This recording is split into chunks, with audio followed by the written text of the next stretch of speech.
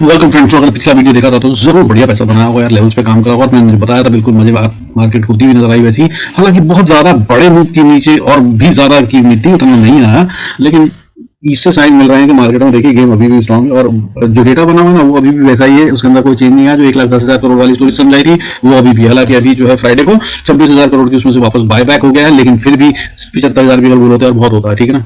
तो वो वीडियो जरूर देख लीजिएगा, लास्ट वाला बहुत बड़ी गेम है, उसको समझाया और वही के तहत में गेम अभी होता हुआ नजर आ रहा है। बाकी फ्राइडे को जो हुआ उसको समझने की कोशिश करते हैं और अगले हफ्ते के लिए क्या गेम हो सकता है उसको समझने की कोशिश करते हैं। Let's start the video. Before we do that I request you to the disclaimer सभी नाम चलो तो वीडियो को पॉज करते पड़े।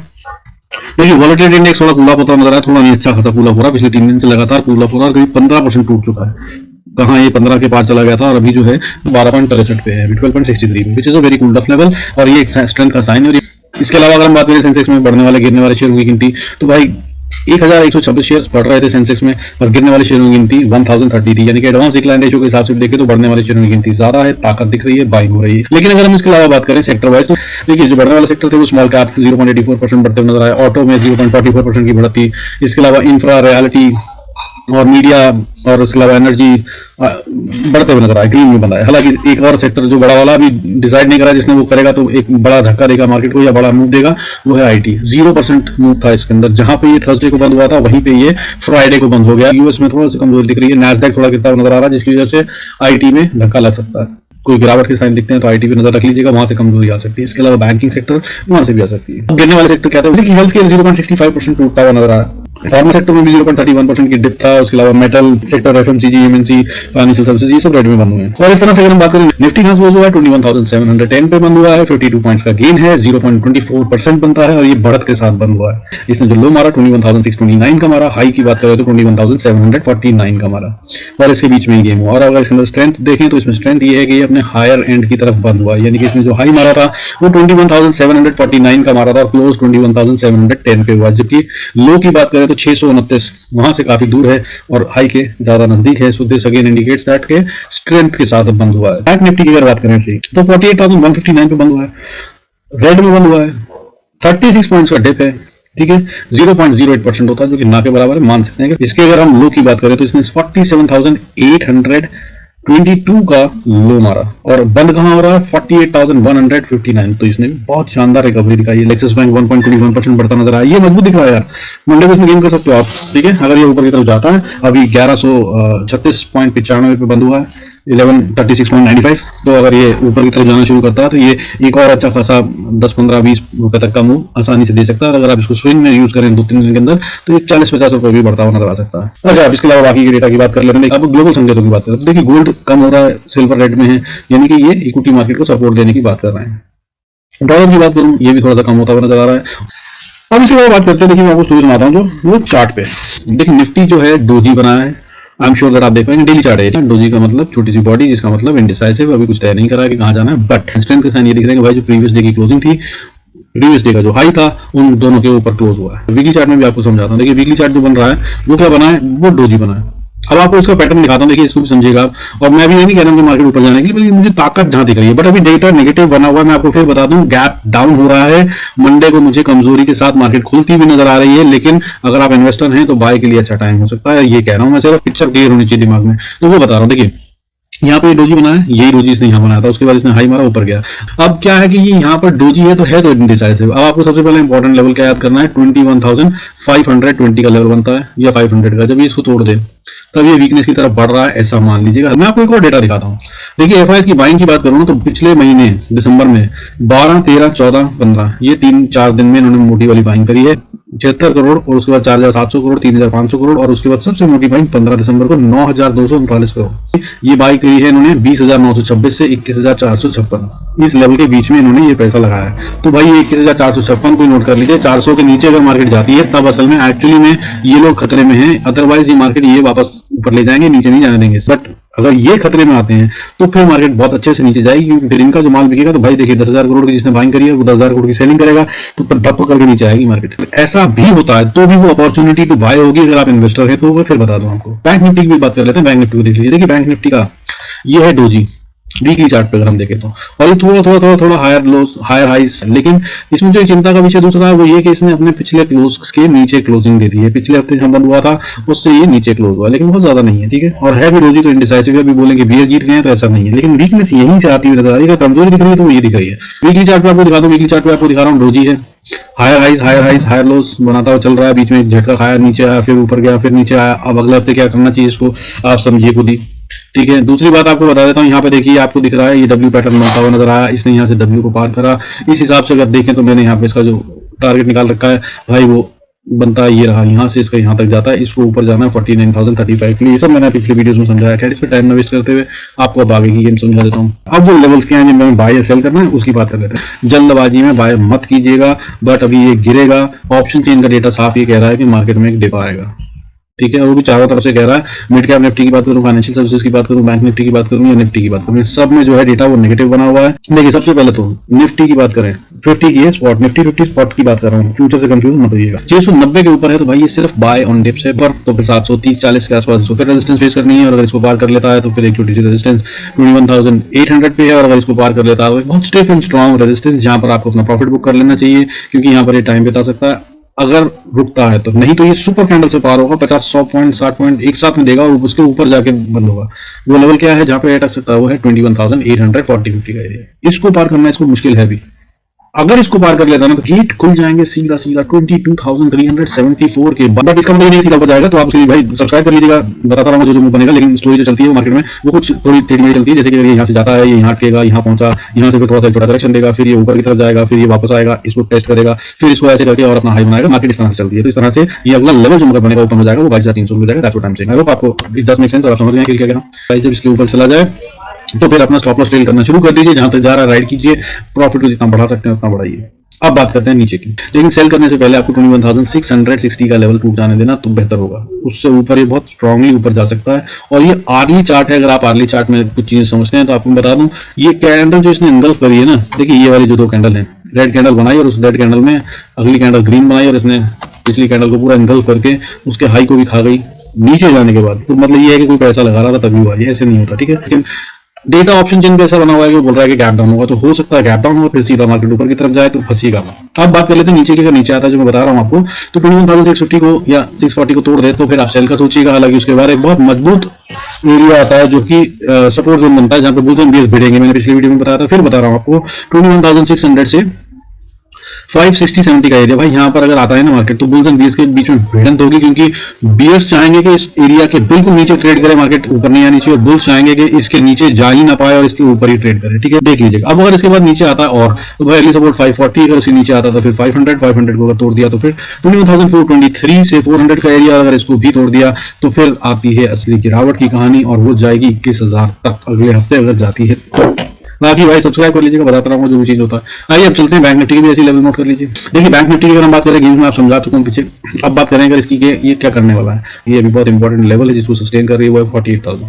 तो 48,000 के ऊपर रहता है तो भाई इसको बाय ऑन डिप करके चलिए तो बेहतर होगा, और ये ऊपर की तरफ जाने के मूड में हो सकता है, लेकिन अभी एक डिप जरूर आएगा। तो 48,097 या 100 के पास अगर बात करें, ये खुलता हुआ नजर आए और उसके बाद नीचे जाए तो भाई सेल का थोड़ा छोटा टारगेट लेकर चलिएगा तब तक जब तक इसने 48,000 को सस्टेन कर रखा है। उसको थोड़ा तो फिर एक नीचे गिरावट आएगी, जिसके लेवल में आपको बताऊंगा भाई। अब अगर बात करते हैं इसके ऊपर है और आपने बाय करा तो 48,200 30-40 को अगर पार कर लेता है रेजिस्टेंस, उसके बाद 48,312, और अगर इसके बाद ऊपर बात करूं तो फिर 48,390 या 420-30 यहाँ पे अटकी तो बहुत जल्दी बहुत चांसेस हैं एक्चुअली यहाँ अटकेगी, पैसा लगाना पड़ेगा। लेकिन क्योंकि एफआईएस बाइंग आ चुके हैं, एफआईएस के डेटा की कहानी अगर बात करें, देखिए एफआईएस का डेटा बहुत मजबूत चल रहा है। एफआईएस के डेटा की अगर हम बात करें, देखिए डीएस ने भी बेचा है माल, फ्राइडे को 3,497 करोड़ का माल बेचा है, और थर्सडे को भी उन्होंने 1,387 करोड़ का माल बेचा था। लेकिन ये सेलर नहीं है, मैं आपको बताता क्यों नहीं है, क्योंकि भाई 21-22 2021-22 के अंदर इन्होंने 3,71,000 करोड़ का माल खरीदा है जो एफआईआईएस ने बेचा था। और ये कितना माल है, ये इतना माल है जिसको इंडिया की मार्केट में आने में 14-15 साल लगे थे। अगर ये 2021-22 की बात हो गई और 23 की बात करूं तो इसमें भी इन्होंने करीब 1,85,000 करोड़ का माल खरीद के रखा हुआ है। तो भाई फिर ये गिरने नहीं दे रहे मार्केट, ठीक है। इन्होंने तब नहीं गिरने दिया तो अब क्यों गिरने देंगे। बट अब ये क्योंकि देख रहे हैं FIIs वो बाइंग में आ रहे हैं। देखिए इन्होंने फ्राइडे को माल खरीदा 1696 करोड़ का, तो इन्होंने मौका देके थोड़ा माल बेच दिया। मंथली पे अगर हम बात करें तो मंथली पे जनवरी मंथ की बात करें तो इन्होंने 3290 करोड़ का माल खरीदा है। DIs ने थोड़ा सा माल बेचा 7296 करोड़ का। लेकिन अगर इससे पहले के महीनों की बात करें तो दिसंबर में ये बाहर थे दोनों के दोनों, FIIs और DIs दोनों ने। डोमेस्टिक वालों ने 13,109 करोड़ का माल खरीदा था और फॉरेन इंस्टीट्यूशनल इन्वेस्टर वालों ने 31,864 करोड़ का माल खरीदा दिसंबर में। नवंबर में बात करूं तो भी ये दोनों बाहर थे। FIIs ने बाइंग करी थी 5,950 की और DIs की बात करूं तो इन्होंने 12,178 करोड़ की। तो भाई ये मोटी बाइंग में बैठे हैं, बाइंग ही करते आ रहे हैं, मार्केट को और ऊपर ले जाएंगे, ठीक है, अगर आप इन्वेस्टर हैं तो। ये है डेटा। तो भाई अभी आपको बैंक निफ्टी का समझा दिया, ऊपर की तरफ अगर जाना है तो कैसे करेगा उसका गेम समझ लीजिए। अगर ये 48,000 के ऊपर है तो बाय कीजिए। पहली रेजिस्टेंस 48,187, अगली रेजिस्टेंस 48,312, अगली रेजिस्टेंस 48,400 और जहां नहीं पार करता हुआ नजर आ रहा वो है 48,560 के आसपास या 460 से 560 का एरिया है, यहाँ पे ये अटकता हुआ नजर आ सकता है। बट अगर जिस तरह की बाइंग मैंने फिर से भी आपको दिखाई है FIIs की, तो भाई समझ लीजिए अगर वो बाय कर रहे हैं तो फिर पार हो जाएगा। और ये बाइंग कर रहे हैं और स्ट्रेंथ आ गई है बैंक निफ्टी में और इसको बिंदास स्विंग या पोजिशनल बाय कर लिया जाए, वो लेवल होगा 48,640 640-50। इसके ऊपर अगर ट्रेड करने लगता है, खास तौर पे क्लोजिंग अगर दे देता है तो बॉस फिर ये मतलब दमदार हो गया बैंक निफ्टी। उसके बाद सिर्फ कंफर्मेशन कैंडल मतलब एक फॉर्मेलिटी टाइप रह जाएगी, लेकिन अदरवाइज सीधा लेवल जो अगला निकलता है उसके बाद 400 पॉइंट ऊपर का निकलता है 49,000 के भी पार चला जाएगा खैर इनफैक्ट। और उसके बाद 49,172, 49,250 और उसके बाद फिर 49,350 का एरिया, यहाँ तक ये डायरेक्ट आता हुआ नजर आ सकता है। और फिर अगर इसने 49,350 के भी ऊपर अगर ट्रेड कर दिया 50,414 से 50,550 तक के लेवल ओपन हो जाएंगे बैंक निफ्टी ने अगर क्लोजिंग दे दी 49,340-50 के। अब बात करें तो नीचे की, नीचे आना बैंक निफ्टी को तो भाई सबसे पहले इसको इंतजार कीजिएगा 48,000 को तोड़ दे। 48,000 को अगर इसने तोड़ दिया तो फिर आप इसको बेचने की कोशिश कर सकते हैं। हालांकि जो मैं अगर बात करूं सेल जो सही वाला बनता है वो बनता है क्रॉस होने के बाद 47,908 का एरिया, ये एरिया तक मतलब बहुत हाई प्रोबेबिलिटी है। इसको तोड़ दिया ना, ये अगली सपोर्ट मान लीजिए और ये बहुत स्ट्रांग है, बहुत ज्यादा चांसेस है कि अगर गिरे बैंक निफ्टी यहाँ से वापस बाउंस बैक कर जाए तो हैरान मत होइएगा, बहुत ज्यादा चांसेस है। और नहीं करे तो वीकनेस सारी असली वाली है। फिर अगला सपोर्ट जो है 47,830, फिर उसके बाद 47,760, फिर 47,650 और उसके बाद 47,480 से 430-40 का एरिया, इसको तोड़ दिया तो 47,326 और इसको तोड़ दिया तो फिर 47,159, 46,858, ये सब लेवल्स नीचे की तरफ में ओपन हो सकते हैं अगर वीकनेस आती है।